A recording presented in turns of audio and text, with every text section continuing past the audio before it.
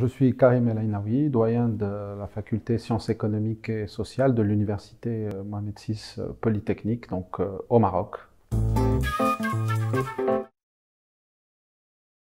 C'est une université, bien sûr, au Maroc et aussi avec une forte vocation africaine.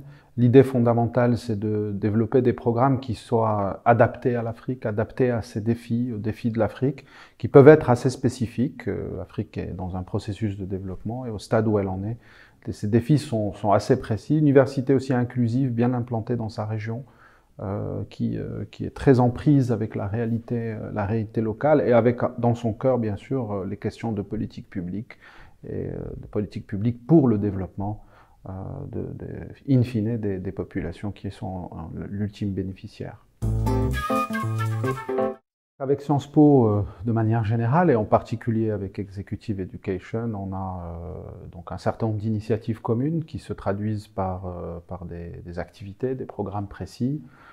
Mais je pense qu'il est important de dire qu'on se retrouve sur une philosophie qui est celle des politiques publiques, qui est celle de la volonté d'adapter, de comprendre notre environnement, d'être pertinent dans aujourd'hui. Hein, on a pu l'être hier, mais on voudrait l'être aussi aujourd'hui.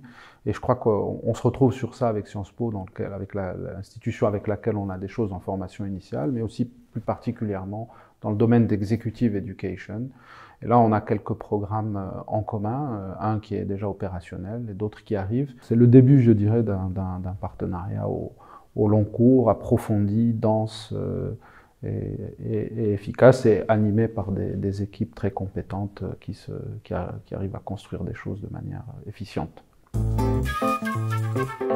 Donc, il répond à un besoin d'abord qu'il a fallu comprendre, donc assez particulier, qui est spécifique, qui est celui des entreprises africaines et des questions donc de leur lien avec leur environnement, mais aussi la question centrale de la gouvernance. Alors c'est un terme un petit peu large et qu'il faut décliner de manière assez précise.